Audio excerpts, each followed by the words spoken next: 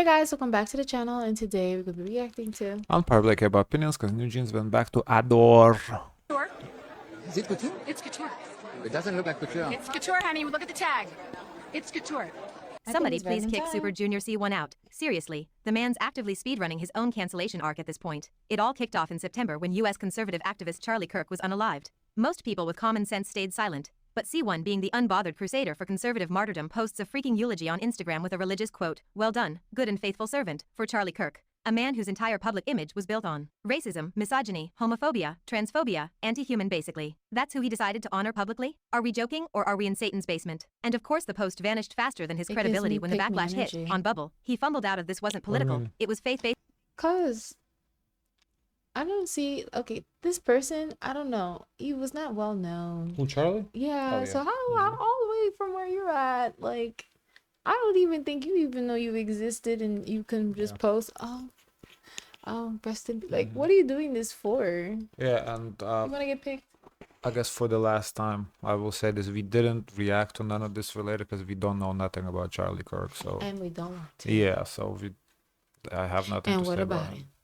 Excuse like we're all stupid. Faith-based? Sir, if your religion compels you to eulogize Well, bigotry. I guess we learned after he passed, but before his passing, I never heard the name before. And I could have lived without knowing. And we could have lived My without life her would've hearing been about his fine name. Yeah. without knowing. Maybe the faith isn't the only thing in crisis. And then came the Instagram unfollow apocalypse. Super Junior's leader Lee Tuk unfollowed him. Yesung unfollowed. That airport clip where Lee Tuk looked like he was holding back the urge to slap him with a carry-on went viral in seconds. Fans were already side-eyeing C1, but this was the group low-key saying we see the mess too. But wait, we're only on episode 2 of this clown series. On September 29th, C1 reposts a reel from an advocacy account on Instagram showing Nigerian Christians refuse to give up their faith after Islamics burned down their church. So I guess he's like very religious person, this Sivan. Christians praying Christian. in a burned-down church, with the caption framing the attackers as Islamists. Like clockwork, Islamophobia You know accusations what's hit the funny? fan. Why? He didn't do any of this when he was coming up in his career. I wonder why. Because the video flattened Nigeria's chaotic socio-political unrest into a Christian persecution sob story. Listen, as we literally by accident we just did a video about Jungkook dating. The whole video was, but in the end I kind of went around about this guy. Yeah, we kind of talked about this whole situation. I didn't even know she was gonna talk about it, but You sure? I feel like it's a plot. no, she just dropped this video like 6 minutes ago. I didn't even see it, but yeah. So we kind of talked about this already. Zero context And and at the maximum. end of the day, we just feel like K-pop artists are not real. They're not real, because how come you wait until after you got the bag, you made the coin, and you're like chilling to now do your most controversial takes? Now you can feel free to show the whole world that you manipulated them, so you could take their money, so you could now have the power to say what you want. What well is it? What well you want to tell me? As I said in that What well is video, there? I can can't respect no, someone I drawing bet you a know, line, and he drew because the line. obviously he but used people until I it was no understand. longer Yes, I beneficial, understand. and I can It never is still align beneficial. myself. He's still an active idol, though. He's not in Yeah, he's not but retirement. obviously he's not in a position where he feels affected by what he says. Because, I like think- I said, like there's a difference to what happened to Kiss Alive, and then look at Blackpink. How come people give past to Blackpink? Because they're far along in their career, where people are not going to be at the position to say anything to them, as they are comfortable to check Kiss Alive. Let me. Because we have to keep the energy I agree the same. with you in principle in what you're saying, that you want people to draw a line early in the career. I know, I agree with that, but I'm just saying it's better they draw a line later in their career than they never draw a line. That's all I'm saying. I'd rather he draws a line now. We know where he stands, that he never draws. He still keeps milking money. Can you imagine how you feel knowing that you gave your money, your good money, that you work hard for, to a person who was end up being a catfish? But at least you know now these are catfish, instead of just person robbing and you never know they're catfish, but they are a con man. At least now you know. That's why that's why you have to, these fans have to make sure they know who they're devoting their money to. Like, you giving a lot of your money, do you know this person you're giving the money to? Because how would you feel? And that's why the you know, fans I feel should. salty that I devoted my, because I guess like Blackpink had their scandal way back when. I didn't know anything. I was going my time listening, devoting my hour, not my hours, but you know, my time, my free time from listening to music, to their songs. I like their songs, and to find out, oh, they don't even like me like that. And why I said they don't like me is like they don't even consider their black audience to who they offended when they learn about their past. Because when you are exposed to a new audience and you gather a new audience, you are responsible to your actions that could have caused pain to that audience. Because I don't want to feel like I'm supporting someone who use this type of language, who talk like this. No. And feel no need to say anything because they don't want to affect their bag. Give me back my time. Propaganda. Never mind the fact that Nigeria's violence is multifactional, local, economic, and way more. Anyway, I was gonna say, and that's why you guys as fans should demand the idols as to answer these hard political, religious questions. You shouldn't be like, It's oh, like dating. what do you mean? It's like dating. Oh, If it's a deal okay, breaker, okay, yeah. no. Yeah, like you shouldn't be like, oh, I don't care what their political beliefs are. No, you should ask them when you go on these live streams on Weverse, if you know you pay for Weverse to watch them, ask these questions so you know who they are, as a what they stand. Are they pro-abortion, anti-abortion, if that issue matters to you, of course. Are they pro or are they anti? Are they pro-gay? Are they anti-gay? Are they pro this, anti that? Like, ask those questions because it's important. You don't want to support someone and then 10 years later they come out, well, this person actually don't like you. Like, I don't like that movie. yeah, like if you I don't know, if I guess if you're like a Muslim, right? If you're an Islam believer and your idol comes out as Like this group, yeah, like, someone like anti-Islam, you know how stupid you're gonna feel like for a decade pouring money into that yeah.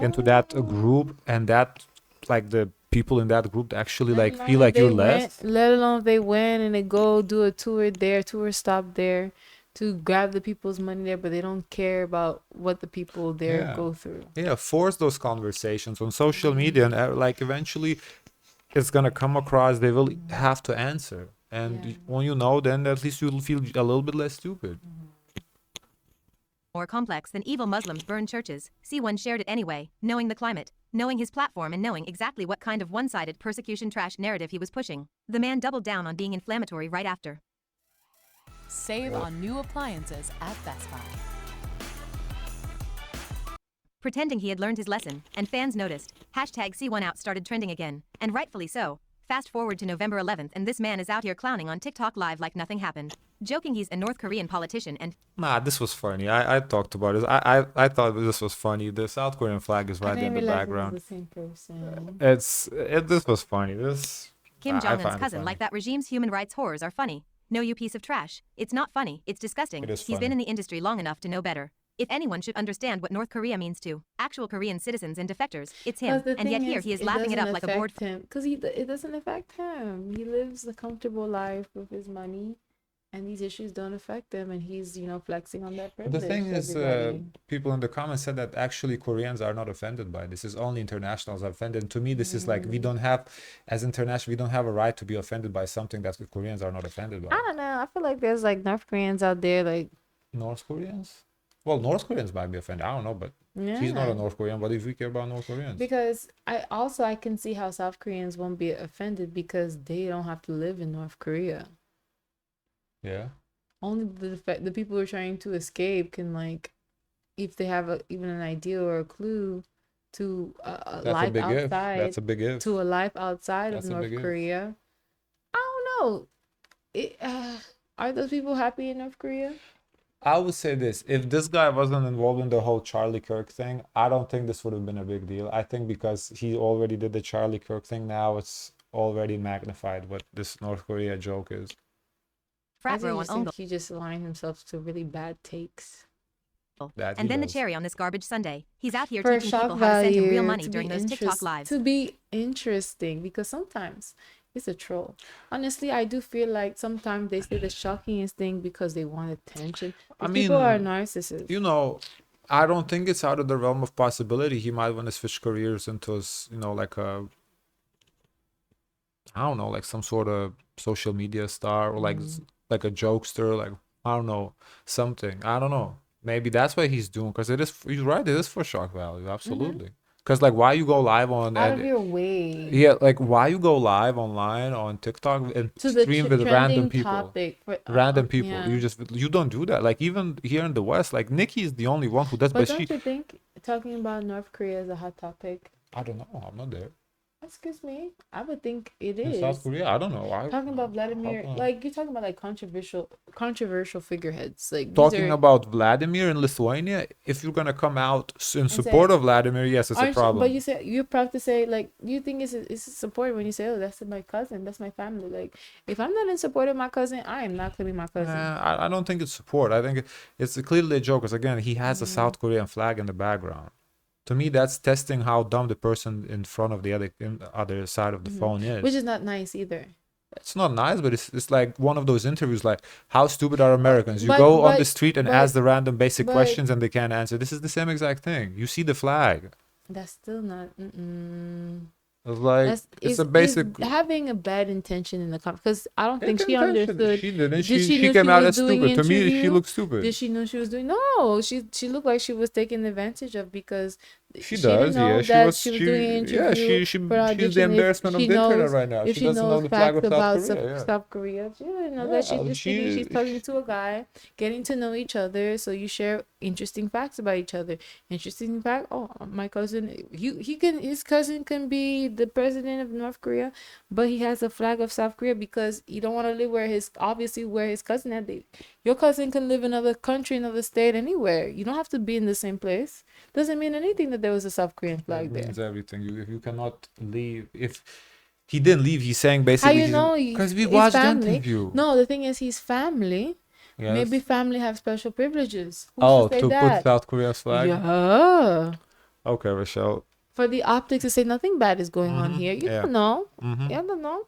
A literal millionaire celebrity doing battle mode streams and acting like an affiliate for super chats, while his group's leader, the actual grown-up, doesn't even touch that mess. Saiwon was seen ending a live with an Arab man after refusing to help him win a match, muting everyone, switching on anti-recording mode, then acting sweet and bubbly the second Korean fans joined. Do you see the pattern here? He's selectively friendly. Yeah.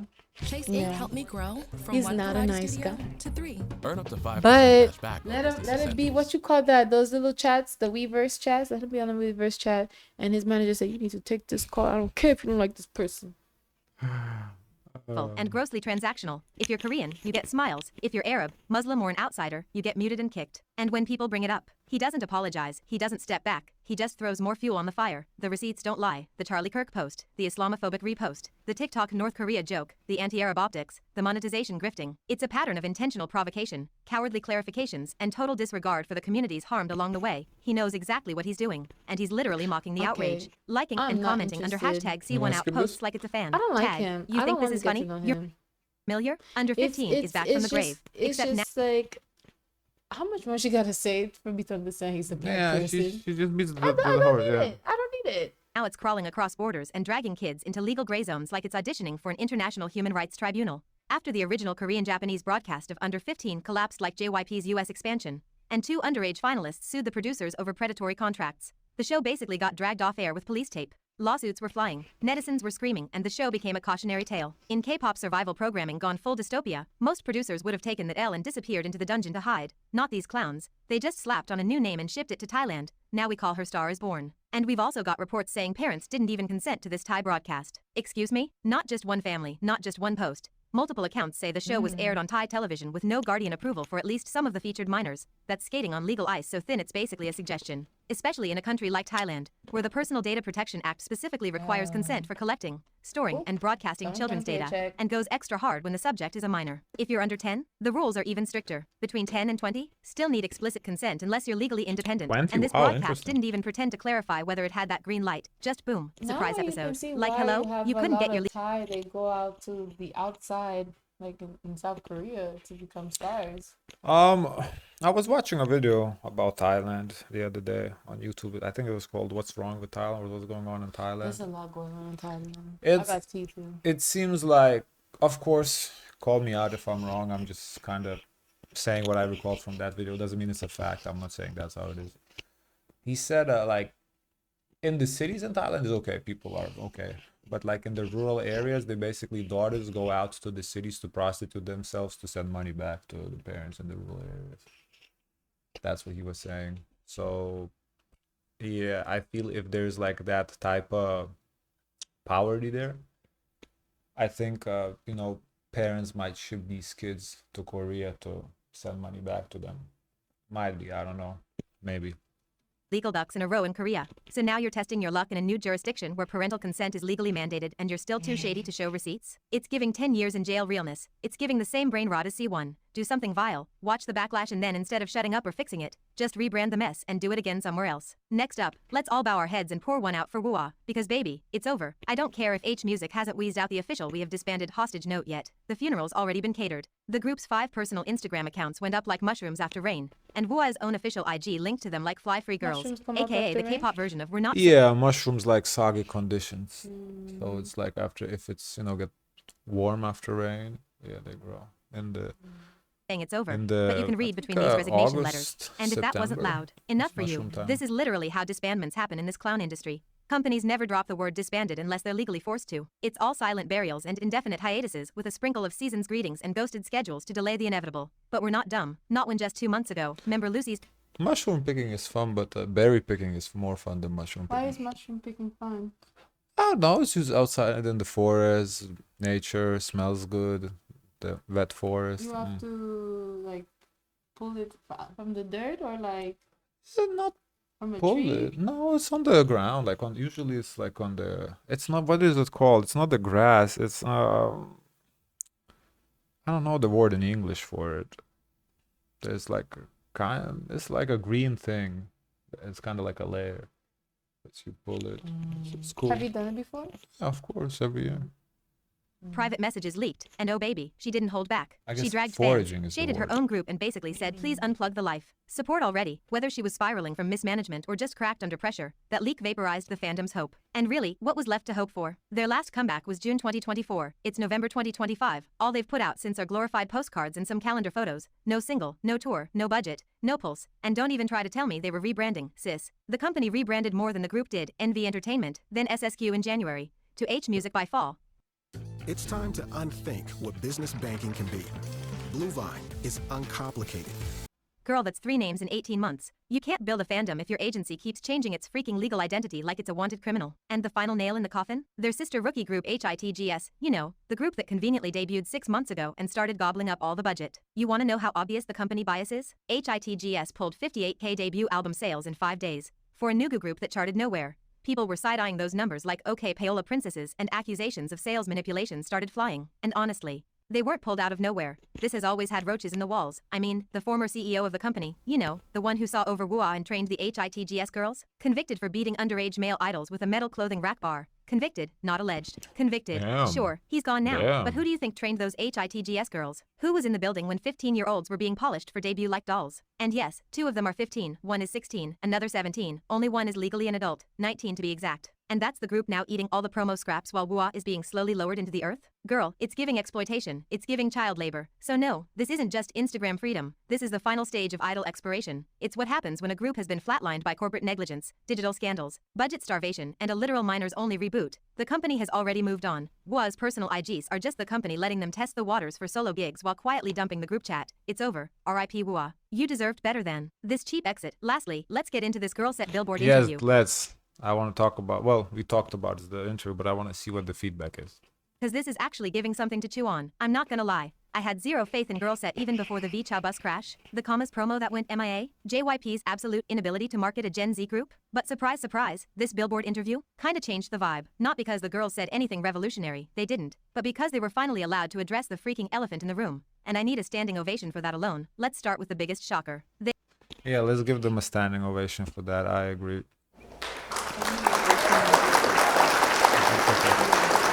It's a sitting ovation. I gave them a sitting ovation, but no, I completely agree with K-pop Spy. I was not looking forward to them after every reacted to commas mid. They did the Halloween thing, trash. I wasn't looking forward to the. Okay, teaser sound is kind of interesting. The Pussycat Dolls, I'll give them that. But the interview put them in completely different light. I think much needed interview. They did very well in it. They look real. They gave us realness. What They I've look been like asking they're from there at their K-pop. own free will. Yes, it didn't look. They blinked. They didn't look like they're looking at the manager. Can I answer this? No. Yes. It seemed, I wasn't there, I don't know, seemed like a genuine interview. They made me excited for the songs because they said the song's gonna contain a message, what they went through. They fired some shots at KG. That was interesting to see, to kind of show, okay, they clearly don't feel the same way KG or Kaylee, for that matter, feel. So that was very interesting. I think they did a great job. And They acknowledged fact the that KG lawsuit. They talked about like Cat's Eye too. It kind of gave me a feel that they're gonna be as open like Cat's Eye is, as opposed to other like K-pop groups. You know, I wonder if their management, like obviously it's JYP, right? JYP America, I think it's JYP America or just, I don't know, American branch, whatever. I wonder if the people that work there are Koreans, that they kind of ship in with visas or like green cards, I don't know, from Korea, or are they actual Americans that they hire? Like that maybe can be Korean Americans that grew up in America. That's what I'm saying, because the cultural difference is huge. If it is, if they ship in Koreans to work in the company, then I would expect the same exact treatment as in Korea. But if the people, that they hire are actual like Americans, whether Koreans, Japanese, or just straight up white Americans, black Americans, whatever, I think that would be a very different perspective for the group. So I think maybe they actually hire Americans here. Because that interview was, we wouldn't see nothing like that in Korea. No. That ain't no way. In Kaylee's Like, departure, honestly, what we need in Korea, what I would love to see, which I'm not gonna get, do an interview like that with NewJeans girls when they come back. Oh yeah, that'd be good. They need a fucking interview like that. To humanize them. Yes, an interview like that when they I was wearing. before they debut, like do an interview like that with NewJeans girls. That's what they need. Strategy. That's what we need from Korea. Would be really good. Because honestly, NewJeans and Vicha, very similar situation. A little different, but in principle, not that different. In one, couple girls left, so they're rebranding. In another, almost rebranding because a sixth member left too. There's gonna be 5 members now. The 6th is gone, right? on the record, with words, in an actual publication, that's huge. JYP as a K-pop company is notoriously tight-lipped when scandals drop, especially when minors and lawsuits are involved. So the fact that this group was even allowed to discuss it, even vaguely, shows someone in the PR department finally got tired of pretending this wasn't the most obvious tension point surrounding the rebrand. Their answer was pure publicist brain goo. We leaned on each other, we feel more right now, but I'm not gonna pretend it wasn't still important. Sometimes just saying the mess happened is a win, especially when the fandom has spent months watching the label scrub KG's name like she never existed, and I gotta give credit where it's due. They didn't shy away from the cat's eye comparisons either, which is funny considering half of Reddit and Stan Twitter can't go 2 seconds without putting the two groups in a deathmatch they never asked to be in. Girl Set basically said, we're not cat's eye, we're doing our own thing. Stop reducing global girl groups to scoreboards. Appreciate different cultures and talents coexisting. Now let's talk creative control. Supposedly, JYP is letting them cook more creatively this era. We'll believe it when we hear the full song. But based on the teaser, we're maybe finally getting a good R&B inspired route instead of that paint by numbers TikTok fluff we got with Commas. And that's the thing. Commas flopped, not just because it was horrible, but also because it was dropped like a hobby. No rollout, no live stages, no proper promo. Yeah. So when Girl Set now says we're taking the reins, I'm like, okay, show me, don't just say it. Because that's the real problem, isn't it? They dropped music and barely promoted it. Yeah. So they set a really high bar in terms of expectation now for the songs, because I expect to hear their side of the story in the songs. If they come out and the songs are generic and they're not like actually saying nothing about what happened, it's gonna be a major flop. They have to say what they said is gonna be in the songs. They have to address the feeling. Like obviously the title track, the R&B song, it's not gonna be addressing nothing. It's R&B song. I get it, but at least one of the B-sides have to talk about the situation. I don't know how they would, because they're not usually like in rap. You talk about that you can rap about. They're not really rappers, so I don't know how they imagine to address, but it has to be there. Because they hype those songs up for me to listen now, because I want to hear the story, their side of the story. They said it's going to be in the songs, so they have to be there. I ain't trying to hear them not be in the songs. You want people to take your identity era seriously? Be visible, give us a reason to know you. Because that Billboard interview gave us a glimpse of something promising, an actual group voice. But if that disappears like everything else, we're just glazing for no reason again. Now on to the critique of their personalities. Yes, the girls are shy, very, painfully shy sometimes, and that does make it harder to connect, especially in Western media where charisma sells everything. They've been trained to give short PR-approved answers, and that's not their fault. That's just the K-pop blueprint. But personally, you don't have to be chaotic to be interesting. Not everyone needs to be a cat's eye level feral kitten on Red Bull. But what you do need is clarity. I mean, yeah, they did seem shy.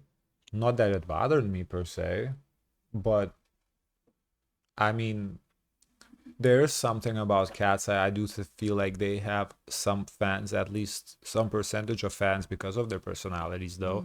So I think for these girls to get to that next level, they will need to either show their personalities more or do something. Because if they, yeah. It's just the first interview. Yeah. No, Everyone can expect everything. right. That's why I think I didn't really bother me because it's them. I just appreciate the fact that they actually had the guts to talk about it, and we can allow their personalities to grow too as they get more confident into like. I think if they start seeing the fans' reception, that the fans are receiving them well, they will become more out there and more extroverted. So I think it's really up to the fans to allow them that space. So them being shy is not a concern now, but that does have to change in the future though. Consistency and presence. Be shy but be memorable overall. I stay skeptical about their comeback, but hopeful as well. Get up to 2. I think the conclusion is correct. I agree. I think I'm also skeptical because I really don't think they write their own music. So for me for them to say, oh, it's gonna be in the songs, which kind of implies they write it, I'm like, I don't think they do, but okay. So I'm skeptical, but I'm also hopeful that they are telling the truth. That there's possibility. Yeah, that's exactly how I feel. Yeah. Okay. Guys, of course, let us know your thoughts. Don't forget to like, comment, and subscribe. Join the Discord. As always, share as much kindness as possible.